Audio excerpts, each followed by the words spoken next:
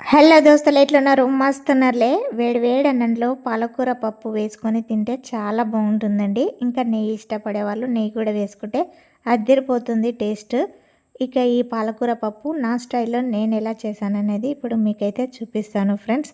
చాలా బాగుంది, వేడి వేడి అన్నంలో సూపర్గా వచ్చింది. ఇక లేట్ చేయకుండా ప్రాసెస్ అయితే చూసేద్దాము. మనకి ఎంత కందిపప్పు కావాలో అంత తీసుకొని కుక్కర్లో వేసుకొని 2-3 సార్లు వాటర్లో బాగా క్లీన్ చేసుకోవాలి.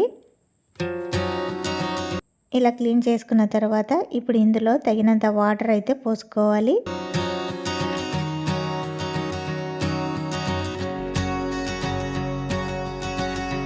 ఇదంతా పప్పు అడ్జస్ట్ చేసుకొని ఇప్పుడు ఇందులో ముందుగానే కట్ చేసి పెట్టుకున్న ఉల్లిపాయలు వేసుకోవాలి, ఒక 2. అదేవిధంగా పసుపు, కొద్దిగా జీలకర్ర చిన్న చిన్న పీసెస్గా కట్ చేసుకొని పచ్చిమిర్చి వేసుకోవాలి.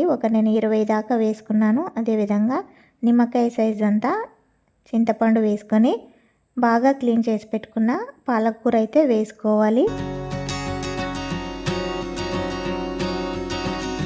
ఇలా వేసుకొని ఇందులో కొద్దిగా ఆయిల్ వేసుకోవాలి. వేసుకొని మూత పెట్టి స్టవ్ మీద పెట్టి ఒక 3 విజిల్స్ వచ్చేదాకా స్టవ్ మీద పెట్టేసేయాలి. 3 విజిల్స్ తర్వాత ఆవిరి తీసి ఇప్పుడు ఇందులో కొద్దిగా వాటర్ ఉంటుంది. ఆ వాటర్ అయితే వేరొక గిన్నెలోకి తీసి పక్కకు పెట్టుకోవాలి. ఒకవేళ వాటర్ సరిపోలేదు అనుకుంటే ఈ వాటర్ అయితే ఇందులో యాడ్ చేసుకోవాలి. ఇప్పుడు ఇందులో తగినంత ఉప్పు వేసుకోవాలి.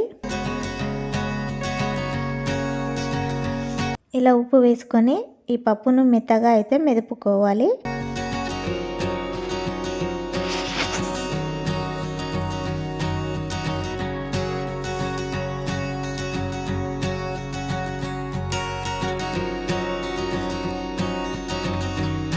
చూసారు కదా, ఇలా మెత్తగా అయ్యేదాకా మెదుపుకోవాలి. ఇలా మెదిపిన తర్వాత ఇందులో కొద్దిగా వాటర్ అవసరమవుతుంది. పక్కకు తీసి పెట్టిన వాటర్ కొద్దిగా వేసుకొని ఇదంతా బాగా కలపాలి పప్పు గుత్తితో.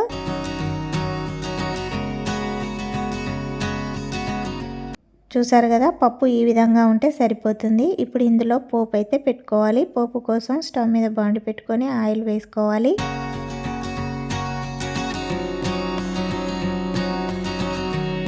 ఇప్పుడు ఇందులో కొద్దిగా జీలకర్ర, కొద్దిగా ఆవాలు, మెత్తగా మెదిపిన వెల్లుల్లి రెబ్బలు వేసుకొని ఫ్రై చేయాలి. ఫ్రై అవుతుండగా ఎండుమిర్చి కూడా వేసుకొని ఇది కూడా ఫ్రై అయ్యేదాకా ఉంచాలి.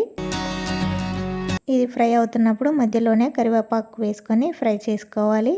అదేవిధంగా కొద్దిగా పసుపు కూడా వేసుకొని ఈ పోపు అనేది ఫ్రై అయిన తర్వాత ముందుగానే ప్రిపేర్ చేసుకున్న పప్పులో అయితే కలుపుకోవాలి.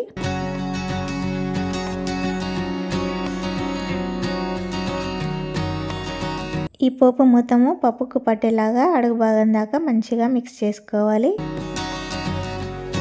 ఇలా రెడీ అయిన పప్పును వేరొక బౌల్లోకి తీసుకోవాలి. ఇలా తీసుకుంటే పప్పు అయితే రెడీ అయిపోయిందండి. నేను ఇలా చేస్తాను పాలకూర పప్పు. మరి మీరు ఎలా చేస్తారో ఖచ్చితంగా కామెంట్ అయితే చేయండి. నా వీడియో నచ్చితే ఒక లైక్ కొట్టి షేర్ చేసి సబ్స్క్రైబ్ చేసుకోండి. నెక్స్ట్ వీడియోలో మళ్ళీ కలుద్దాం. Thank you for watching. Bye bye.